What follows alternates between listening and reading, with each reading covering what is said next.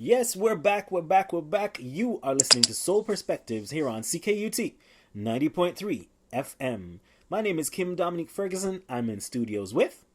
Renee Jordan.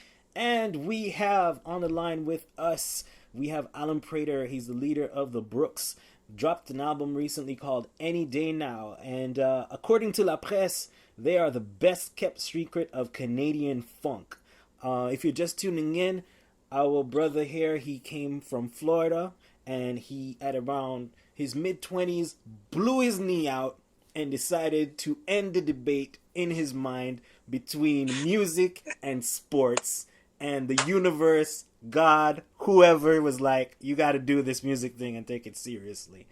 So brother Alan, please take us from that moment, the beginning of your career, when you decided to make it serious. Your bread and butter. And why on earth would you leave the sunshine state of Florida to come to the ice box Montreal?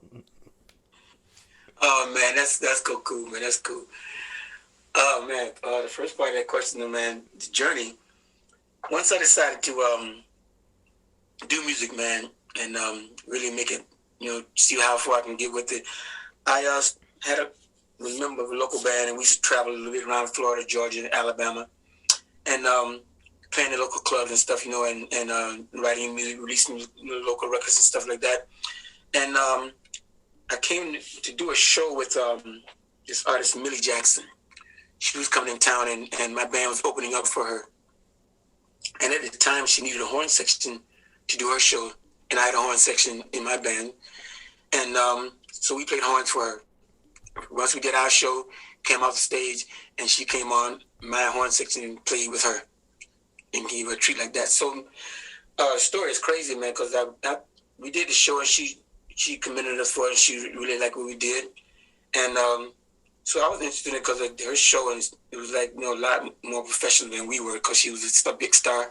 Yeah. Anyway, so she was going to do a show in Detroit, and so me and my boys decided to drive from Jacksonville, Florida to Detroit to meet her and just stalk her, right? Right. And she told me where she was going, and so I drove there, man, in like 15 hours, man, from Jacksonville to Detroit, and I didn't know what place she was playing, but I knew what hotel she was living in. She was going to stay in, and I was sitting in the parking lot, man, brand new car, drove to Detroit. Check this out. I'm sitting in the parking lot, and fell asleep in the parking lot, and woke up, and it was snowing. Oh, I had never seen snow in my life. Oh, boy. I had never seen snow in my life, ever. Never, ever, ever. Didn't know what it was. I woke up and I see all this stuff on my car, my brand new car. I'm freaking. I don't have nothing, the brushes, and I don't have none of that kind of stuff, right? So anyway, finally the tour bus pulls up, and I see the tour bus go up. So then I run in the hotel, and there she was, and she said, "What are you doing here?" I said, "Well, come to talk to you about this gig, She said, you drove from Florida? She said, you come here all the way from Jacksonville? I said, yes. She said, wow, this is crazy. She said, cool. She said to me that, well, you guys meet me in New York in a couple of weeks. Give us a date. And then we'll see, we'll maybe I can have a place for the tour. So I did that. Went to New York, met her again, played some shows with her. And then 2 years later, we was touring around the world with Millie Jackson. Wow. My horn section. So like she saw how dedicated and serious you were. Yeah. That was Exactly. We gotta duck quacking. That's my phone. It's got these little anyway. Yeah. So so duck there. But yeah, man. So I guess she did kind of saw that sense of you were serious. That sense of dedication. Yeah. Yeah. And we, and so that led to touring with her for a few years, man. And I mean, traveling all kind of places. Never been outside of the country, and we were going all around the United States and doing a lot of Paris. We did Germany, we did Africa, we did Nairobi, we did so many places. And she was like, this woman, man, she was so, this is how crazy she is, man. She's so dope. Millie Jackson was I don't know if you know who she is, but she was like, I think she was like the first female rapper. Okay. But she did like R&B soul stuff, and she used to have all these, like these chats within her music. She would break it down and talk about these things, pimps and players and stuff like this. And she would be rolling, and she would roast you if you ain't, if you're sitting in her front row, select Oh, okay. players coming in the place, and they got 5 girls with them, and they pimping and playing rock. And she'd stop. She'd break the band down and talk about this guy, right? Right. Anyway, this is what she would do, and she would have a lot of So she was the original queen of comedy. Oh, all of that, man. And she had so much profanity in her records that she didn't have much radio play, Right. But by her touring and things, she would always sell 1 million copies every year. She was so dope, man. She was head of her own production, head of her own record label. She was head of her own touring. She was just the thing, man. Really. So I picked up a lot of traits from her too, and she taught me a lot. Kind of took me on her wings a bit too, because she kind of showed. Well, I mean, she saw your determination, your spirit. She had to. Yeah, exactly. What would you say is the greatest thing that she taught you? The greatest thing is that hustle, man. That hustle.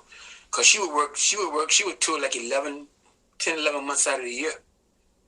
She would hustle. She'd play every little, what they call it, chilling circuit. You play a show, man, with Isley Brothers on the show. You play a show with Albert King, B.B. King, Janet Taylor, anybody you can name back in the days, that's big soul thing, what they call a chilling circuit. Florida, Georgia, Alabama, Mississippi, then you go out west to San Francisco, and we played all stuff like that, and also played places like the Radio City Music Hall in New York City, Ava Fisher Hall, the Fillmore West, Fillmore East, so these are prestigious places.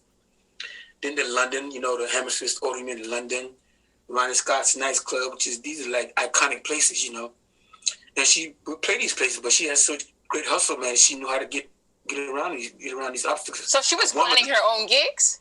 Yeah, she'd do it all. She had her own tour and everything. She did it all.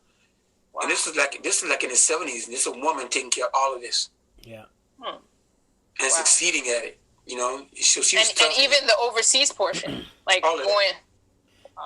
She would have partners. She would have liaisons. With people overseas or whatever. For sure. But it's her tour. It's her production company. It's hers. Everything is hers. I'm doing a little bit of research on Miss Jackson, because I can't call her name, Miss Jackson. And apparently her career began on a dare. She was dared to enter a talent contest at a Harlem nightclub called Small's Paradise, which she ended up winning. And she said, well, in the bio here, it says that she did the whole banter thing, talking to the audience, as a way to deal with her nervousness, and then it became a part of her act. So that's kind of interesting, because it says that she was a poet before anything else, and then she just kind of developed into this full-blown artist. This is really, really amazing stuff. So dope, man. Yeah. And Outkast, I think the song Sorry, Miss Jackson. Yes, that was a reference to her, I think, Okay. Wow. Yeah. That is nice to learn. That's nice to learn. Yeah, from what I learned through like her daughter was around Outkast a lot, and she did vocals also too, so that kind of thing. And that's so for her, man. After leaving her, man, I got a tour with the Jacksons, and that was crazy getting that gig, man. It was another act of touring with the Jacksons. Yeah, with Michael and all the boys. Oh, okay, with the Jacksons 5. Okay. Not the 5. It was not the 5. Just the Jacksons. Okay, later on to that. Yeah, after that, when they got to be grown men. Right. Okay. The Jackson 5, I was like little baby boy, so we were that. But when they were just the Jacksons, who was left among them? Well, everybody was there. Okay. Michael was there. The only person that was gone was Jermaine. Okay. Jermaine was gone and was replaced by the younger brother Randy. Gotcha. When I toured with them, it was like Michael. It was like Michael was doing the Off the Wall album and working with Quincy at some that transitional thing there. So I spent 2 tours, about 5 years with them. Wow. But and what was that like? What was the most memorable stop on that tour? Most memorable. Oh man. There's so many, man. It's so many because, oh man, it's so many because everywhere you go with these guys, man. Yeah. You were like first class everything, and you meet everybody. You would meet people like So you meet people like Liza Minnelli, Elizabeth Taylor, you know, Quincy, Little Richard.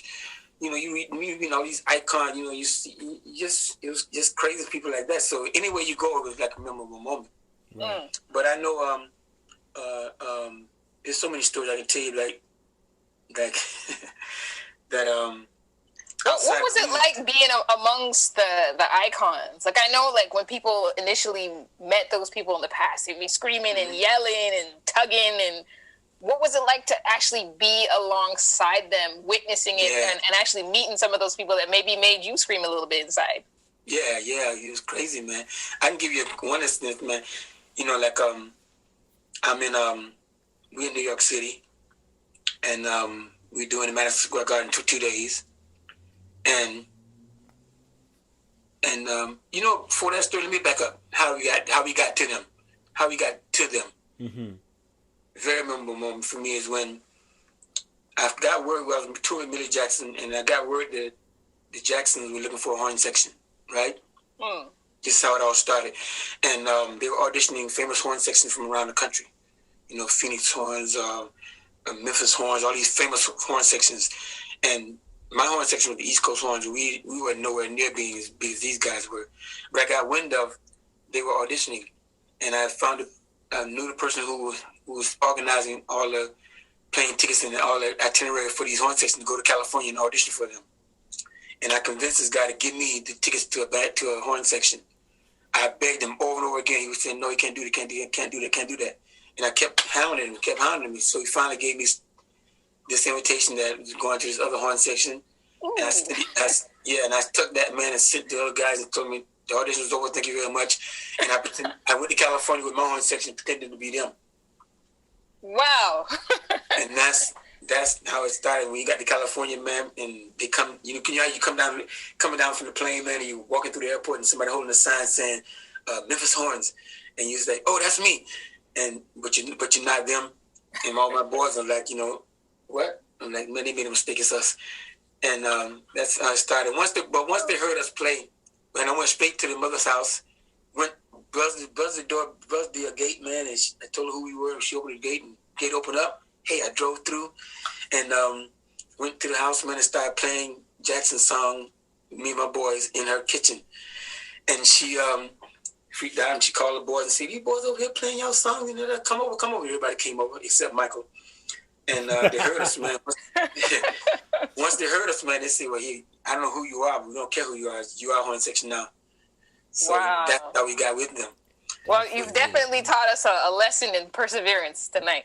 That's that hustle from Millie Jackson, I think, man. You know, when you're young, man, you don't fear a lot of what I didn't. I didn't fear a lot of things. I just knew something was there and I can get it if they could see me. Yeah. You know? Yeah.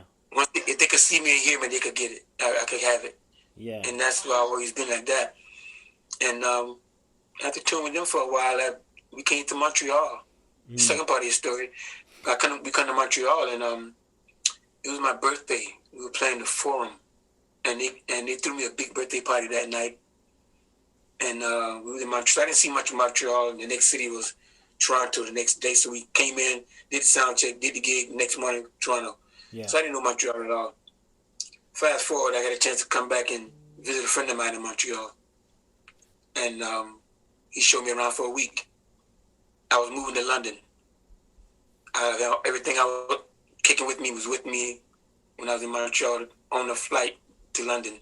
Yeah. And once I discovered Montreal, I just said, man, this is the place. That was a wrap. It was a wrap, man. European flavor, not far from home. You know, all these different languages around here, man. And not that it helped me anything, but it was just the idea of being in a foreign country. It was crazy to me. It was like, man, I don't need to go any further. Yeah. Just in case you're tuning in for the first time, we are talking to Alan Prater, legend in Montreal, the leader of the Brooks that just dropped an album any day now. We're going to have to take a quick break and come back to you. Keep it locked. You are listening to Soul Perspectives here on CKUT 90.3 FM.